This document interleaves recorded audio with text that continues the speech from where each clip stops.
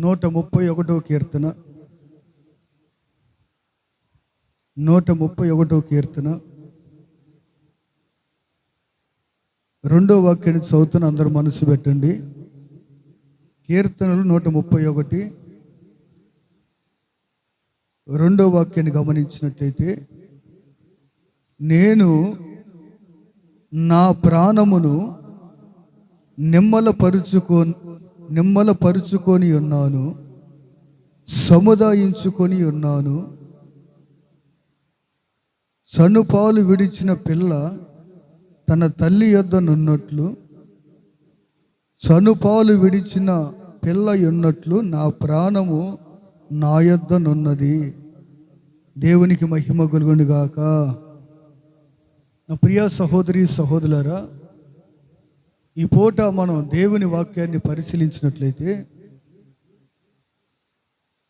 దేవుని వాక్యం బహు స్పష్టంగా మాట్లాడుతుంది. ఏంటంటే, నేను నా ప్రాణమును నా ప్రాణమును నిమ్మలపరుచుకొని సముదాయించుకొని ఉన్నాను. నిమ్మలపరుచుకొని సముదాయించుకొని ఉన్నాను. దేన్నంట? నా ప్రాణమును నేను నిమ్మలపరుచుకొని సముదాయించుకొని ఉన్నాను. నా ప్రియ సహోదరి సహోదరులారా, ఎందుకు ఈ మాట అంటున్నాడు భక్తుడంటే, ఈ లోకములో ప్రతి మనిషిని కూడా ఈ లోక సంబంధమైన ఆకర్షణలు లాగుతూ ఉంటాయి. ఈ లోక సంబంధమైన భూమి మీద ఉన్న వాటికి ఆకర్షణ శక్తి ఎక్కువ. అందుకే మనం ఏదన్నా పైకి విసిరేసామంటే వెంటనే మరల భూమి మీదకి వచ్చింది. అంటే మనిషి ఆలోచనలు పర సంబంధమైన వాటి మీద కంటే భూ సంబంధమైన వాటి మీదనే అధికంగా ఉంటున్నాయి. అయితే నా ప్రియ సహోదరి సహోదరులారా, నేను నా ప్రాణాన్ని నిమ్మలపరుచుకొని సముదాయించుకుంటున్నానంటే, సముదాయించుకోవడం అంటే ఇప్పుడు మీకు బాగా అర్థం కావాలంటే, భార్య భర్తలు ఇద్దరి మధ్య గొడవ వచ్చింది అనుకోండి. పెద్ద మనిషి తరగా ఒక వ్యక్తి వెళ్ళాడు. ఏం చేస్తారు ఇద్దరిని? వాళ్ళిద్దరు ఏదో గొడవ పడుతున్నారు.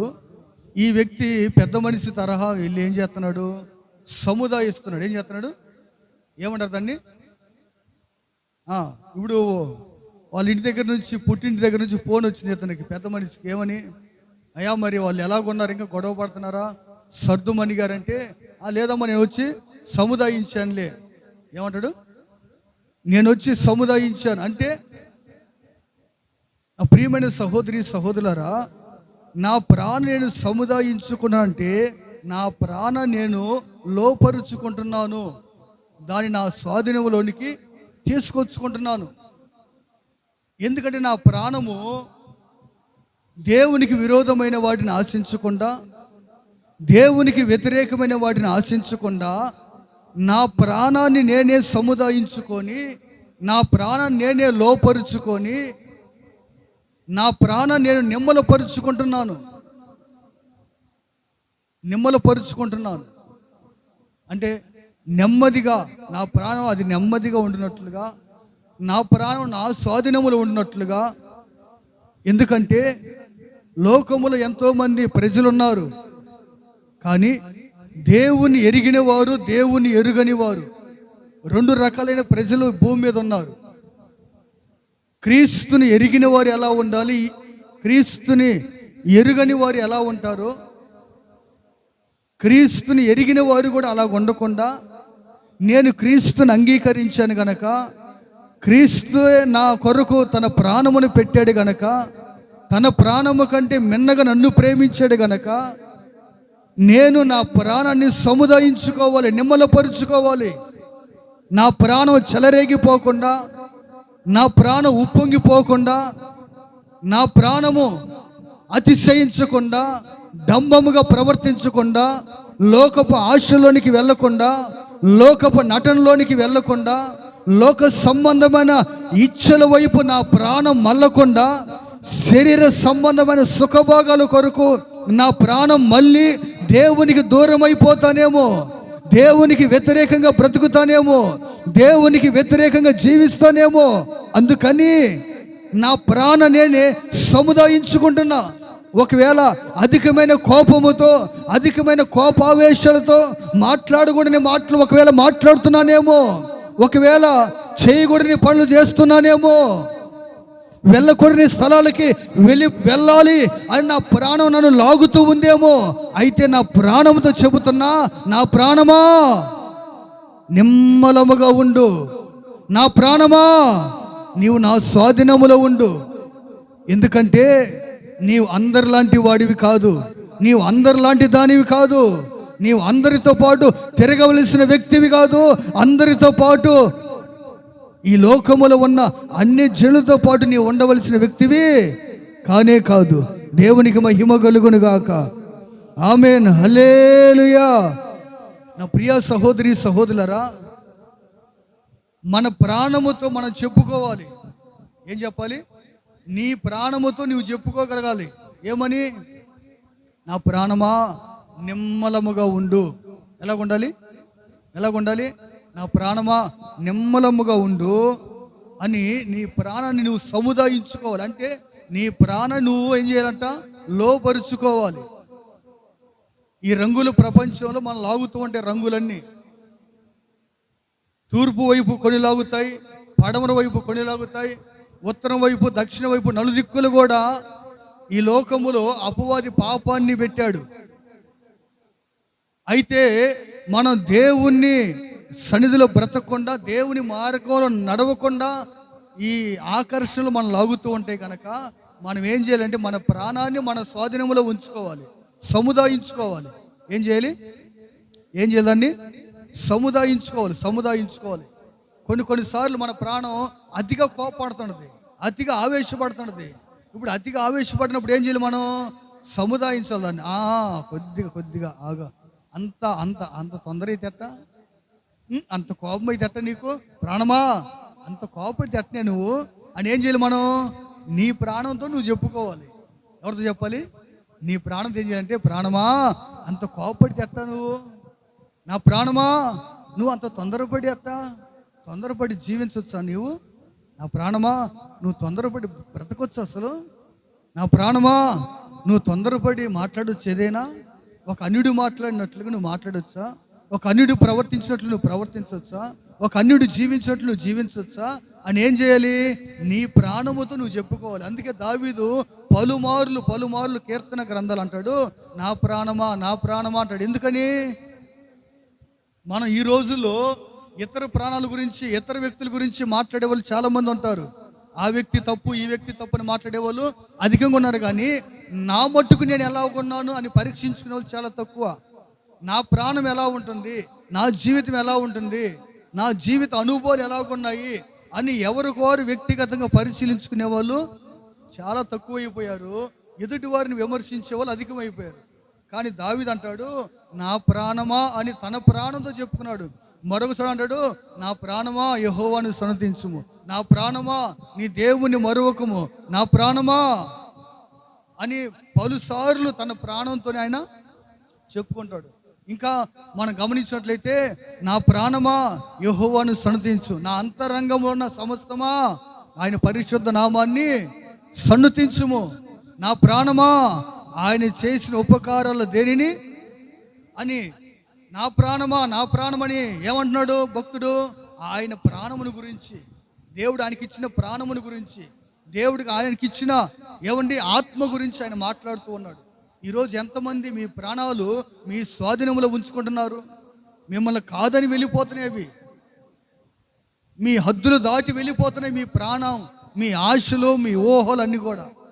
ఈరోజు నా ప్రియ సహోదరి సహోదరా, దేవుని వాక్యం స్పష్టం చేస్తుంది, నీ ప్రాణాన్ని నువ్వు నిమ్మలపరుచుకునే లోపరుచుకోగలిగిన శక్తి నువ్వు దేవుని వద్ద పొందుకోవాలి. ఏం పొందుకోవాలి? నీ ప్రాణం, నీ శరీర కోరికలు లేక నీ శరీర సంబంధమైన ఇచ్చలన్నీ కూడా అవి నీ స్వాధీనములు ఉండేటట్లుగా నువ్వు ఏం చేయాలని ఒక అధికారం దేవుని వద్ద నుంచి పొందుకోవాలి. దేవునికి మహిమ కలుగును గాక. హల్లెలూయా. యెషయా గ్రంథం 53:20 చూడండి. యెషయా గ్రంథం 53:20.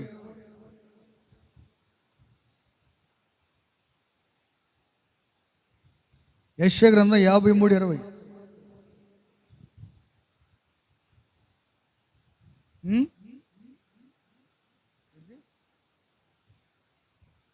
యెషయా గ్రంథం 57:20. 57 అధ్యాయం 20 వాక్యం. భక్తిహీనులు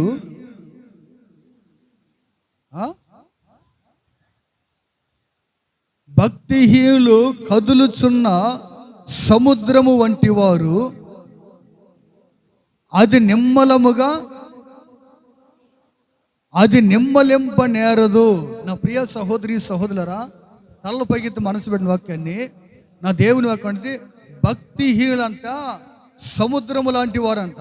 ఏంటంట? భక్తిహీనులు సముద్రము లాంటి వారు. ఈ సముద్రం నిమ్మలంగా ఉంటుంది. ఎప్పుడన్నా చూసారు నిమ్మలంగా ఉంటాం? సముద్రం ఎప్పుడు అల్ల వస్తూనే ఉంటుంది దాంట్లో కదా.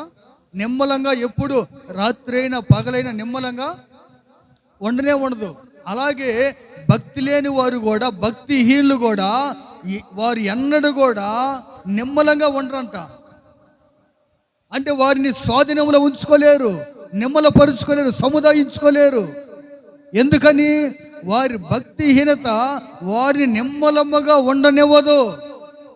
ఎప్పుడైనా భక్తి చేసేవాడు మాత్రమే, భక్తిపరుడు మాత్రమే, ఏ అపాయం వచ్చినా, ఏ కష్టం వచ్చినా, ఏ సమస్య వచ్చినా, ఏ వ్యాధి వచ్చినా కానీ, ఏ ఇబ్బంది వచ్చినా సరే నిమ్మలంగా సముదాయించుకుంటాడు తన ప్రాణాన్ని. ఏబుకు చూడండి, ఒకేసారి అన్ని కష్టాలు చుట్టుముట్టాయి. ఏబు నీతిమంతుడు, ఏబు యథార్థపరుడు, ఏబు గురించి దేవుడే సాక్ష్యం ఇచ్చాడు. అలాంటి ఏబు జీవితంలో ఒకప్పుడు సర్వస్వం కోల్పోయాడు. ఏమయ్యాడు? అన్ని కోల్పోయాడు.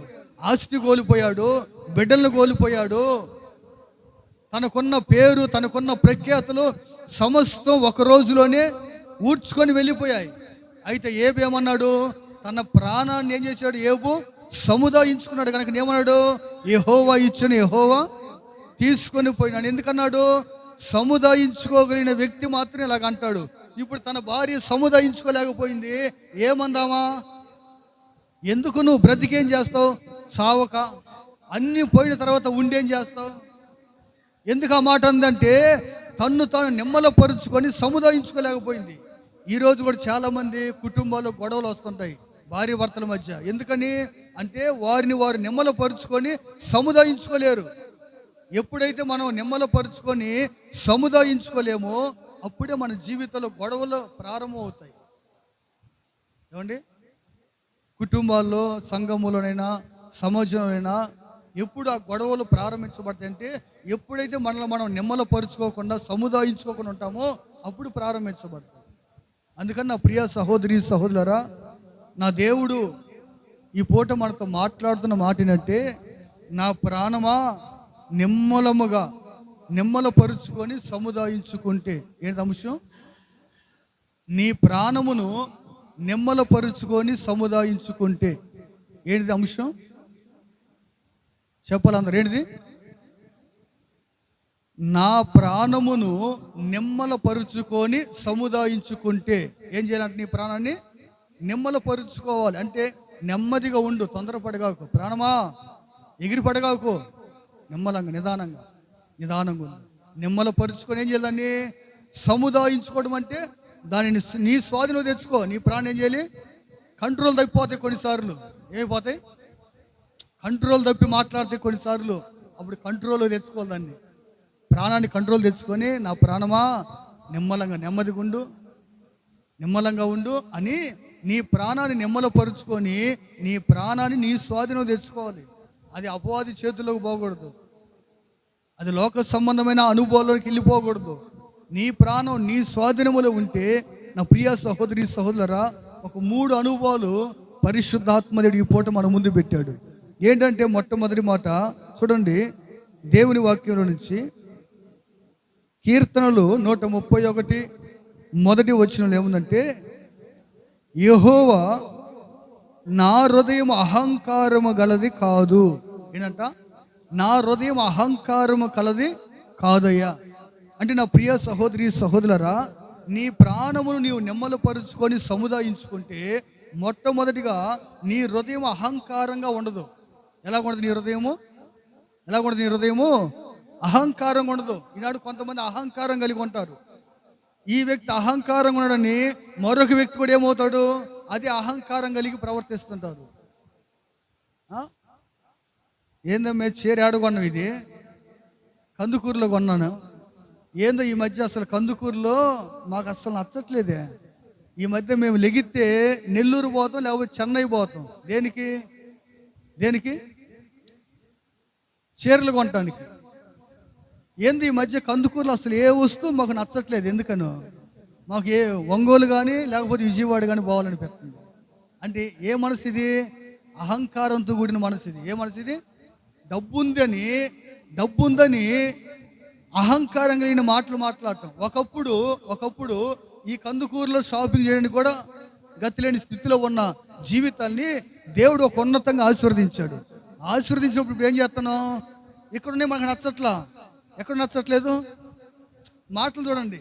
అంటే అహంకారం కలిగిన మాట్లాడటం అంటే ఎట్టే ఉంటాయి.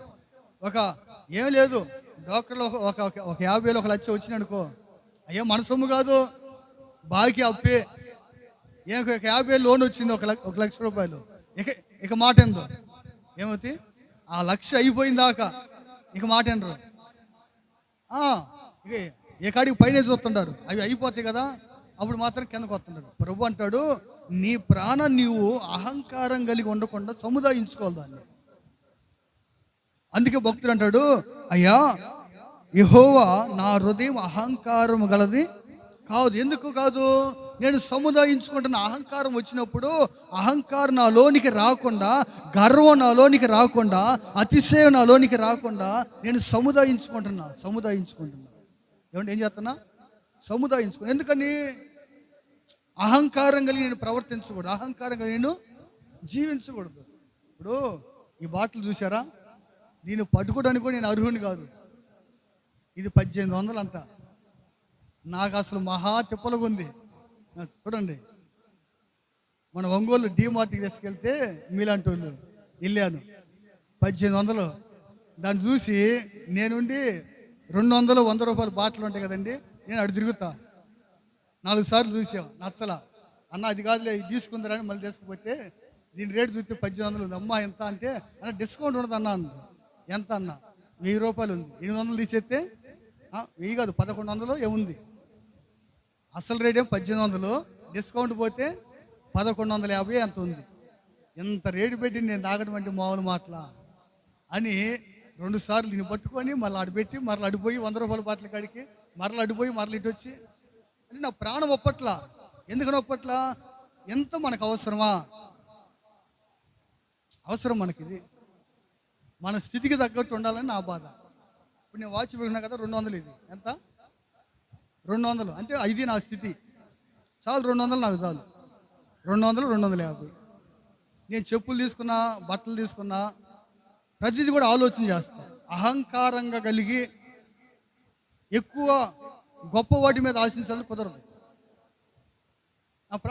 సొమ్ము నాది కాదు, మీ బోటులు 5,000 కానుక ఇచ్చారు.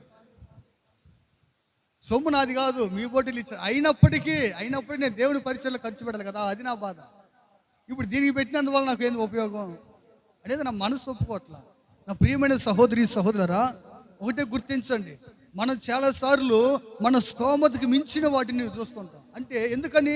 మన హృదయంలో ఎక్కడో అహంకారం అనేది కొద్ది గూడు కట్టుకొని ఉంది. గూడు కట్టుకుని అహంకారం మన మీద ఉన్నప్పుడు మనం ఏం చేస్తాం మన జీవితాల్లో? నా ప్రియమైన సహోదరి సహోదరా, ఈ అహంకారం హృదయంలో ఉన్నప్పుడు వచ్చే మాటలు కూడా అహంకారంతోనే వస్తాయి, కానీ విధేయత కూడిన మాటలు రావండి. దేవుడికి మహిమ కలుగును గాక. హల్లెలూయా. నా ప్రియమైన సహోదరి సహోదరు చూడండి, సామెతలు 16:18 చూడండి. సామెతలు 16:18.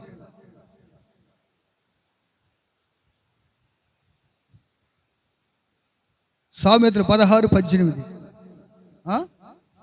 నాశనమునకు ముందు గర్వము నడుచును, పడిపోవుటకు ముందు అహంకారం వచ్చును. ఏంటంట? నాశనానికి ముందు ఏమొచ్చిందంట? గర్వం వచ్చిందంట. మనుషులకు ఏమొచ్చిందంట? అక్కలరా ఏమొచ్చిందంట అన్నారు? మనసు పెట్టి ఏంటంట? ఒక వ్యక్తి నాశనం అవ్వటానికి, నశించడానికి ముందు ఏమొచ్చిందంట? గర్వం వచ్చిందంట. అంటే ఎప్పుడైతే మన జీవితంలో గర్వం అనేది వచ్చిందో అప్పుడు ఏమైపోయిందంట? తర్వాత నాశనం అయిపోయింది. మీరు గమనించారా? ఇప్పుడు మనం సాతాను, అపవాది అంటున్నాం కదా, వాడు ముందు కూడా దేవుడి దోతే, దేవుడు తయారు చేసిన వాడే. దెయ్యం సైతాన్ ఎక్కడి నుంచో రాలా. సైతాను గోడు కూడా దేవుని యొక్క సృష్టి, దేవుని దోతే. అయితే వాడిలో ఏమొచ్చింది? అపవాదులో గర్వం వచ్చింది, అహంకారం వచ్చింది. అంటే నేను కూడా దేవుని అంతటి వాడిని, నేను కూడా దేవునితో సమానము. ఇప్పుడు మీరు కొంతమంది చూస్తుంటారు, టీవీలో యూట్యూబ్లో చూస్తుంటారు. ఏమని? ఇదిగో మేము ప్రార్థన చేయంగానే మా దగ్గరికి వస్తేనే ఈ రోగం పోయింది అంటారు. అంటే దానికి అర్థమైంది, దేవుడు చేశాడని కాదు, వీళ్ళే చేశాడని అర్థం. దానికి ఏంటి అర్థం? ఈ మధ్య సోషల్ మీడియా అంతా అదే వైరల్ అయిపోతుంది. నేను చేసే, నా దగ్గరకు వస్తే ఇది బాగైంది, నేను ప్రార్థన చేస్తే ఇది జరిగింది అని ఎవడంటాడు? అహంకారంతో ఉండేవాడు అంటాడు ఈ మాట. అహంకారం లేనివాడు ఏమంటాడు? దేవుని కృప వల్ల దేవుడు చేసిన కార్యం ఇది అంటారు. ఏమంటారు? నేను చేస్తేనో మీరు చేస్తేనో కాలా, దేవుడు చేస్తే ఈ కార్యం అయింది, దేవుడికి మహిమ కలుగును గాక. కొంతమంది అనుకుంటారు, నేను ప్రార్థన చేసే కనుక నా ఇంట్లో ఈ కార్యం జరిగింది, నేను భక్తి చేసే కనుక నా ఇంట్లో ఇది జరిగింది అని. ఎప్పుడు అంటారు ఆ మాట? నా అనే మొక్క ఎప్పుడు వచ్చిందంటే గర్వం ఉన్నప్పుడు వచ్చింది మనిషిలో. ఈ నా అనే మాట ఏమంటే ఎప్పుడు వస్తుంది అంటే గర్వం మనిషి లోపల వచ్చినప్పుడు ఈ నా అనే అక్షరం వచ్చింది. అందుకని నా ప్రియ సహోదరి సహోదరులారా, మనకి దేవుడు ఏది ఇచ్చినా ఎంత ఇచ్చినా అది దేవుని దయ వలనే మనకు అనుగ్రహించబడింది. దేవుడికి మహిమ కలుగును గాక. అర్థమైతే చప్పట్లు కొట్టండి గట్టిగా. హల్లెలూయా. ఏంటంట? నా ప్రియమైన సహోదరి సహోదరులారా, దేవుని వాక్యాన్ని గమనించినట్లయితే నా ప్రభు అంటాడు, నా ప్రాణాన్ని నిమ్మలపరుచుకుంటున్నాను. ఏమని నిమ్మలపరుచుకుంటున్నావు?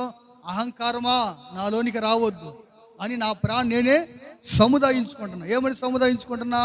అహంకారం నాలోనికి వచ్చిద్దేమో, గర్వం నాలోనికి వచ్చిద్దేమో, అతిశయం నాలోనికి వచ్చిద్దేమో, నేను అహంకారం కలిగి ప్రవర్తిస్తానేమో.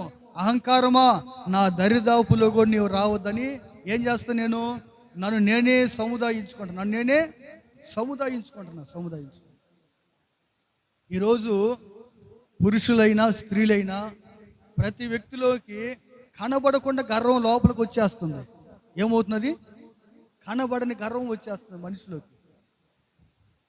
ఈ గర్వం ఎప్పుడైతే లోపలికి వచ్చిందో ఆ వ్యక్తి దేవుని మాటకి లోబడతారా?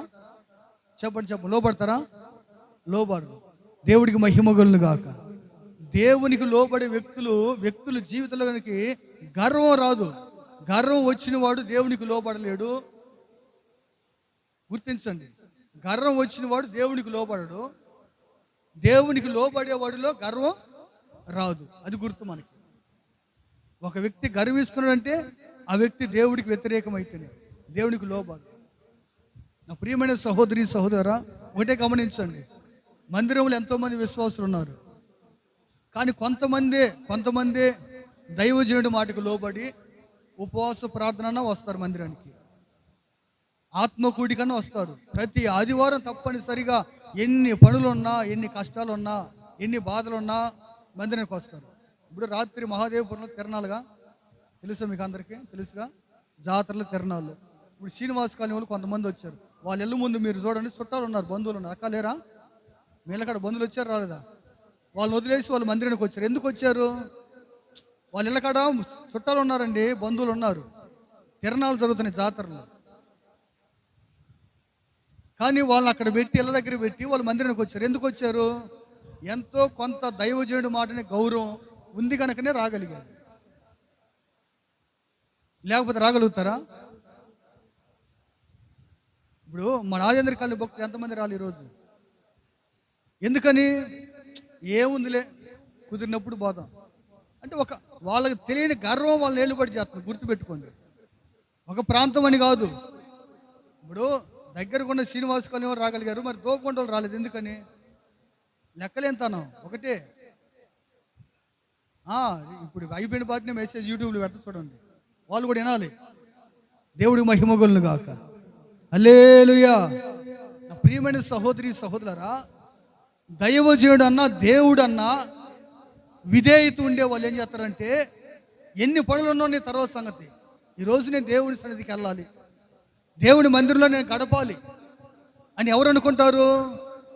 ఈ గర్వం అతిశయం లేనివాడు లోబడతాడు. గర్వం అతిశయం ఉన్నవాడు ఏం చేస్తాడు? లెక్క ఉండదోడికి తల బిరుసుగా ఉంటారు. ఎలాగుంటారు? తల బిరుసుగా ఉంటారు. ఎందుకు తల బిరుసుకున్నారంటే లెక్క, ఆ గర్వం అలా చేస్తుంది. ఆయన జీవితం మనం వినేది ఏంది? ఈ లోపల ఉన్నది గర్వం అటు చేద్దాం అనమాట మనిషిని. అపవాది కూడా అట్టే చేసింది, సైతాన్ని కానీ కూడా. వాడు సైతాన్ని ఎందుకు అయ్యాడే లూసిఫర్ అంటే, వాడు దేవుని మాట లెక్క చేయలా. దేవుని మాట లెక్క చేయకపోయేసరికి ఏమైపోయింది? వాడిని దేవుడు ఏం చేశాడు? పరలోకం నుంచి భూమి మీదకి త్రోసివేశాడు. ఎందుకు త్రోసివేశాడు? వాడిలో గర్వం వచ్చింది. గర్వం వచ్చేవారు, గర్వం ఉండేవారిని దేవుడి మందిరంలో దేవుడు ఉండనివ్వడు.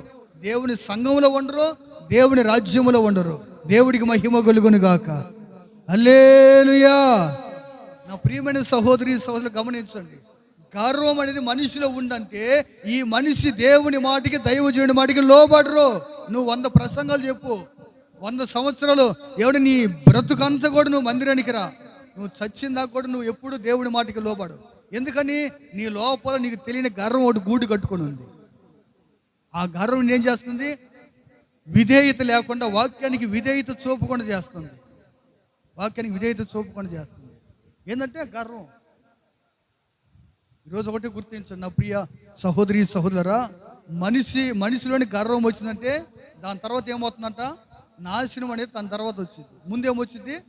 గర్వం. దాని తర్వాత వెంటనే ఉంటుంది, పక్కనే ఉంటుంది, కలుసుకున్నది. గర్వం ముందు వచ్చింది, తర్వాత నాశనము దాని పక్కనే వచ్చింది. అందుకని మన జీవితంలో ఎప్పుడు కూడా గర్వం అనేది మన లోనికి రాకుండా ఉండునుగాక. ఆమేన్. హల్లెలూయా. ఈ పూట నా ప్రియ సహోదరి సహోదరురా, అందుకే భక్తుడు అంటాడు, అయ్యా నా ప్రాణాన్ని నేనేం చేస్తున్నా?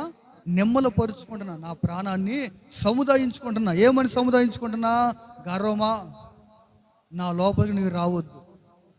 ఎందుకంటే నేను దేవుని సంబంధిని, నా దేవుడికి గర్వం లేదు, నా దేవుని సంబంధం నాకు కూడా గర్వము ఉండకూడదని నా ప్రాణం నేనే సముదాయించుకొని నెమ్మల పరుచుకుంటున్నా. ఇప్పుడు నా ప్రియ సహోదరి సహోదరా, మన ప్రాణమును మనమే సముదాయించుకొని ఎక్కడ ఎలాంటి గర్వం మనలోనికి రాకుండా బ్రతుకుదుముగాక. హల్లెలూయా. యాకోబు రాసిన పత్రిక 4:6 చూడండి. యాకోబు రాసిన పత్రిక 4:6.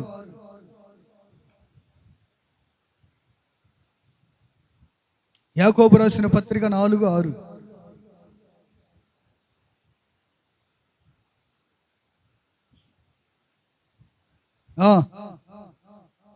ఆయన అందుచేత దేవుడు అహంకారులను ఎదిరించి దీనులకు కృప చూపుతాడు. ఎవరికన్నా కృప? అహంకారులేమో ఎదిరిస్తాడంట దేవుడు, దీనంగా ఉండేవారికి ఏమో కృపను అనుగ్రహిస్తాడు. ఎవరైతే దీనంగా ఉంటారో, ఎవరైతే తగ్గించుకొని ఉంటారో, ఎవరైతే తగ్గింపు కలిగి ఉంటారో వారందరికీ దేవుడు ఏమిస్తాడంటండి? కృపను అనుగ్రహిస్తాడంట. దేవుడికి మహిమ కలుగును గాక.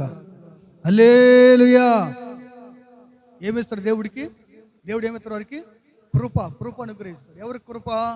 ఎవరైతే అహంకారం లేకుండా ఉంటారో, అహంకారంగా ఉన్న వాళ్ళందరినీ దేవుడు ఏం చేస్తాడంట?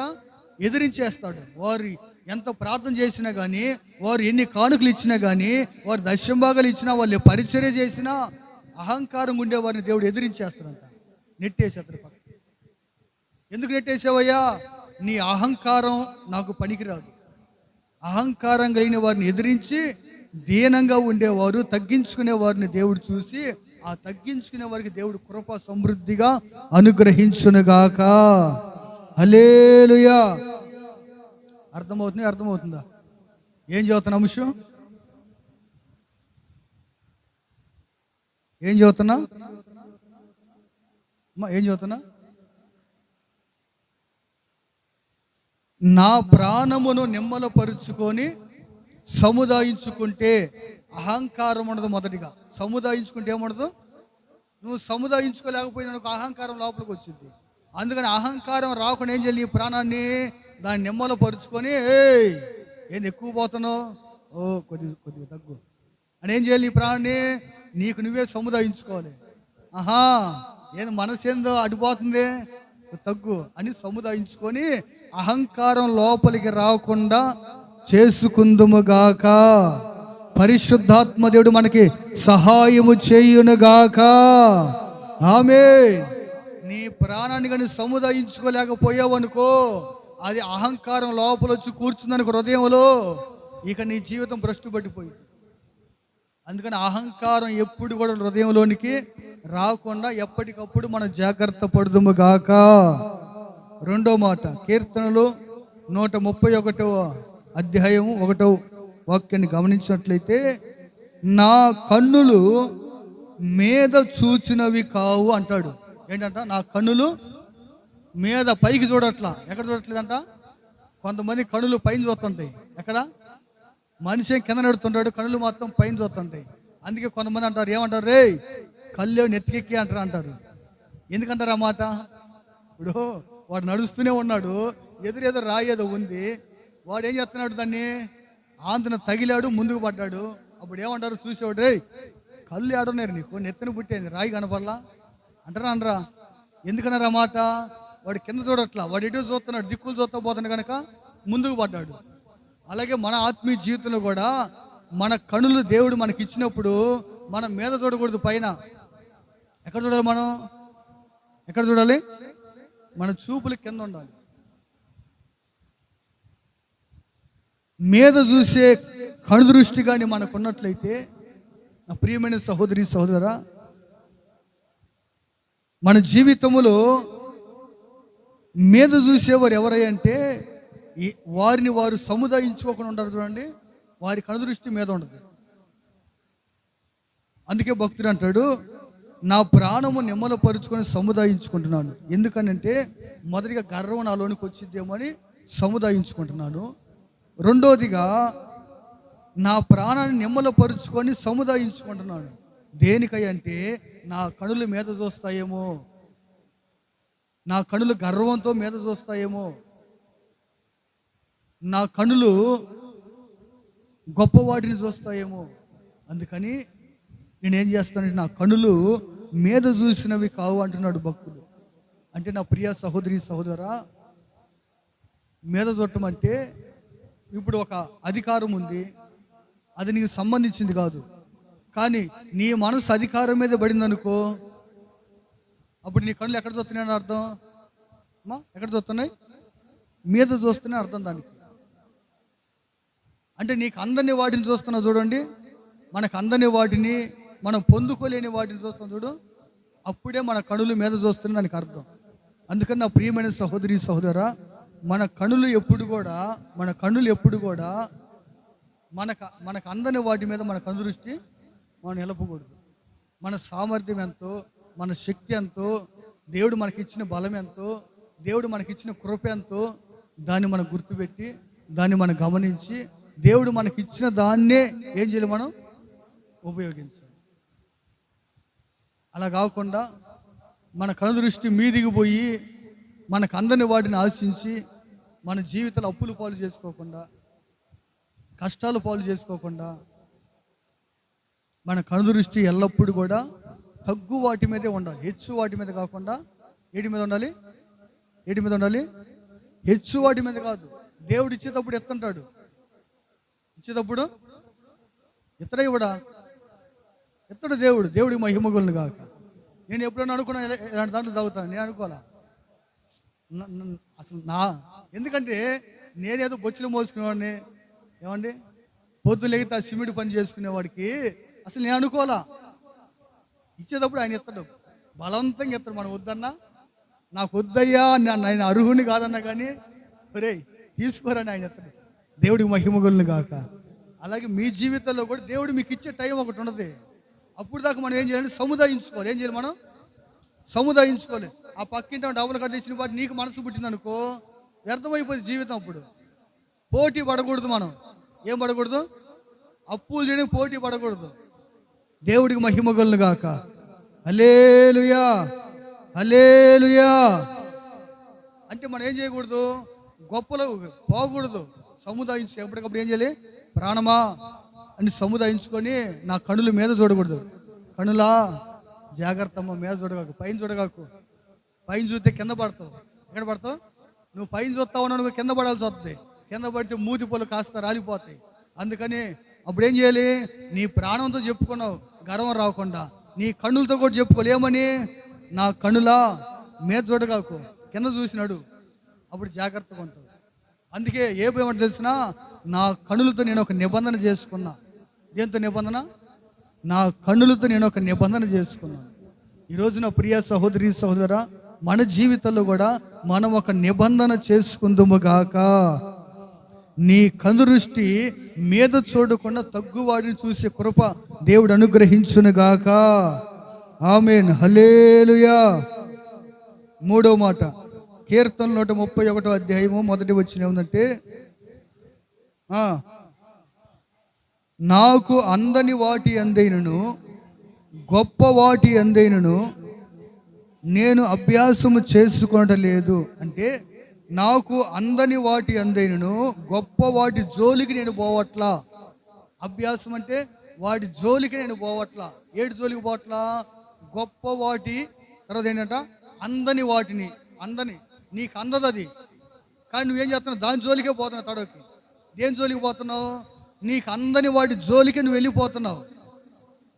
గొప్ప వాటి జోలికి వెళ్తున్నావు. అంటే ఆ గొప్ప వాటిని, నీకు అందని వాటిని దేవుడు ఇచ్చే రోజు ఒకటి వచ్చింది. అప్పటి వరకు మనం కనిపెట్టుకోవాలి.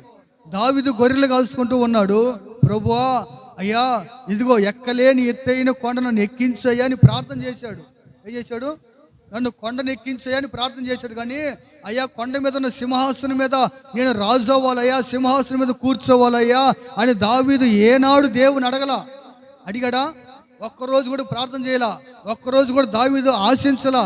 దావీదు ఏమనుకున్నాడు? అయ్యా నేను ఎక్కలేని ఎత్తైన కొండల మీద నన్ను ఎక్కించు ప్రభు అని ప్రతిరోజు ప్రార్థన చేసుకునేవాడు.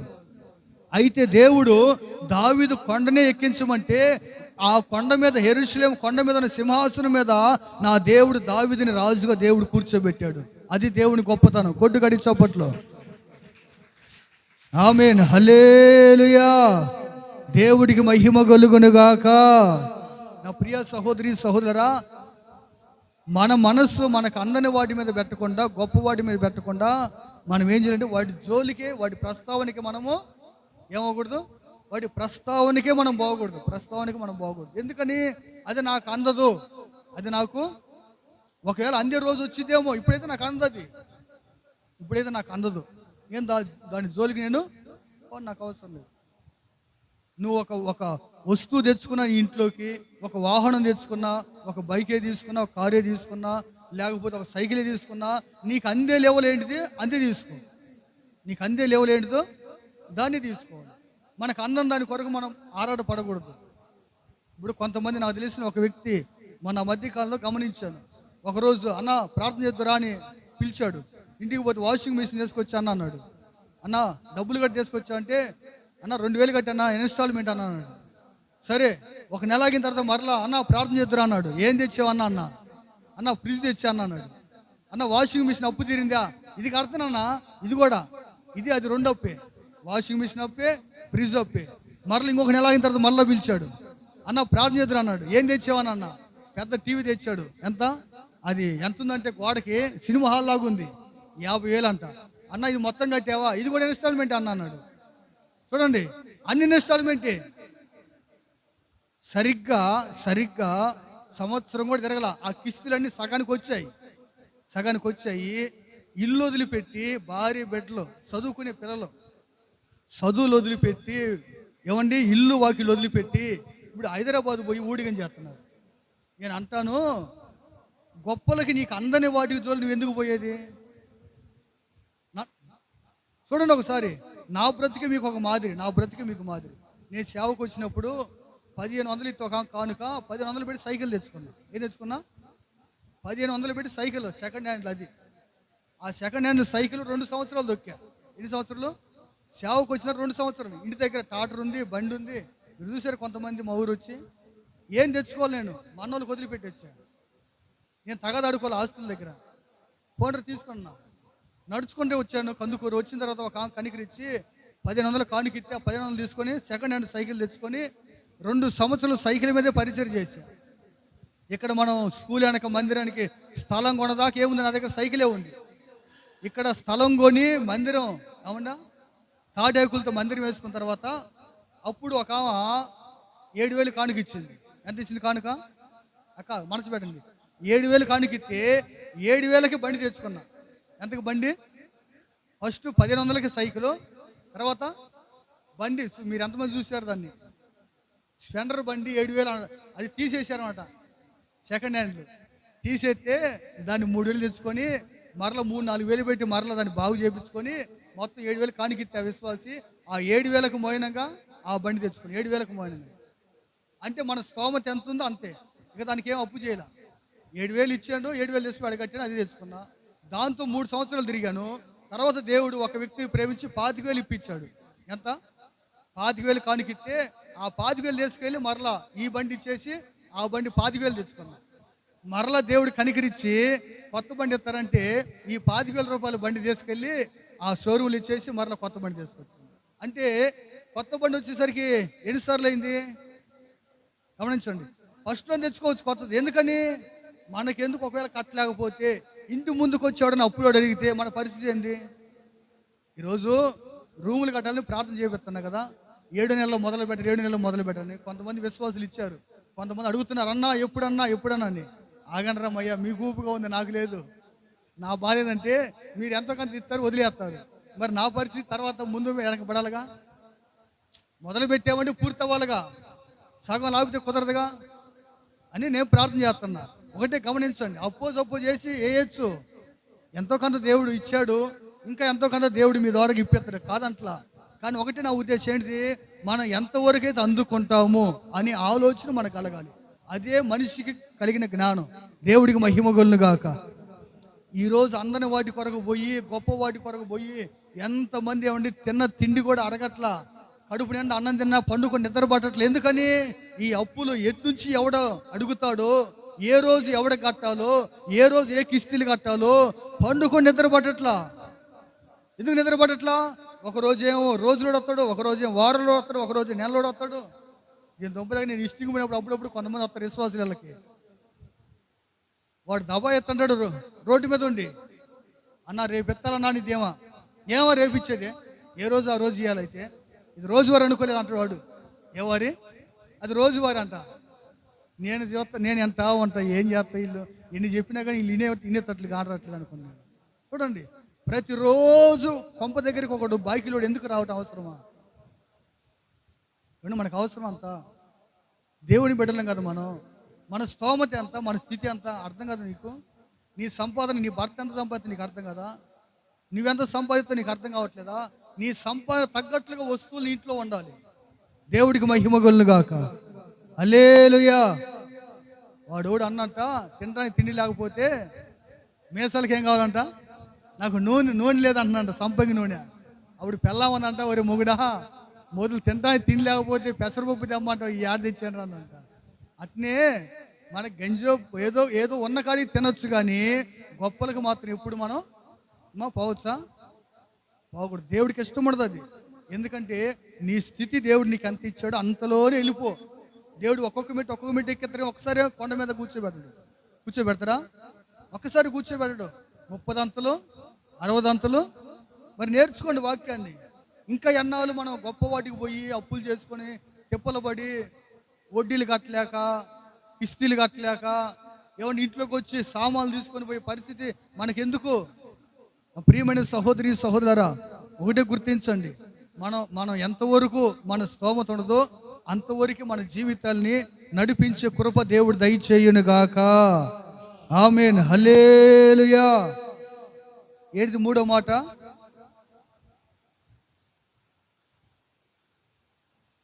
ఏం చదువుతున్నా? అంశం ఏంటిది మా అంశం? ఏం చదువుతున్నా? నా ప్రాణమును నెమ్మలపరుచుకొని సముదాయించుకుంటే, నా ప్రాణం నెమ్మలపరుచుకొని సముదాయించుకుంటే ఏముండదు? మొదటిగా గర్వం ఉండదు. ఏముండదు? మొదటిగా నీ ప్రాణం సముదాయించుకుని నెమ్మలపరుచుకుంటే గర్వం ఉండదు. రెండోది మొదటిగా గర్వం ఉండదు. రెండోది నీ కళ్ళు పైన చూడు. ఎక్కడ చూడు? మొదటిగా గర్వం ఉండదు. రెండోది కళ్ళు పైన ఉన్న వాటి వైపు చూడదు. నిమ్మలంగా నీ నీ స్తోమకు తగ్గ వాటి మీద నీ కను దృష్టి ఉండదు. దేవుడికి మహిమ కలుగును గాక. మూడో మాట ఏంటిది?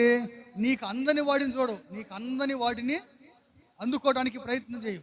నీకు ఏ అందుతాయో, నీకు అందుబాటులో ఏమున్నాయి వాటినే పట్టుకో. నీకు అందని వాటిని పట్టుకున్నావా నష్టాలు పాలవుతూ, కష్టాలు పాలవుతూ, కన్నీటి పాలవుతూ, ఇబ్బందులు పాలవుతూ. గుర్తుపెట్టుకో, నీకు ఎంతవరకు అందుతాయో నీకు అందే వాటి మీద మనసు పెట్టుకో. నీకు గొప్ప వాటిని ఇవ్వాలని దేవుడు ఆశపడ్డా, నువ్వు అడగకపోయినా దేవుడు ఇస్తాడు. నువ్వు అడిగిన వాటికంటే ఏముంది ప్రార్థన? అడిగిన వాటికంటే, ఊహించిన వాటికంటే అత్యధికముగా ఇస్తాడు మన దేవుడు. నువ్వు కొంచెం అడిగావా, దేవుడు నువ్వు ఒకటి అడిగితే నీకు రెండు ఇస్తాడు. నువ్వు అట్ట కాకుండా అత్యాశతో రెండు అడిగావు ముందే, ఆ ఒకటే ఉండదు నీకు. అందుకని మన జీవితంలో మనం ఏం చేయాలంటే, ముందు మనం మన స్తోమత తగ్గట్లుగా మనం దేవుడిని అడగాలి. దేవుడు నీ స్తోమతకి మించి దేవుడు నీకు దయచేస్తాడు. అందుకని నా ప్రియమైన సహోదరి సహోదరులారా, ఇర్మియా కూడా చూడండి. ఇర్మియా 4:45 ఇర్మియా ప్రవచన గ్రంథం 45:5. ఇర్మియా ప్రవచన గ్రంథం 45:5.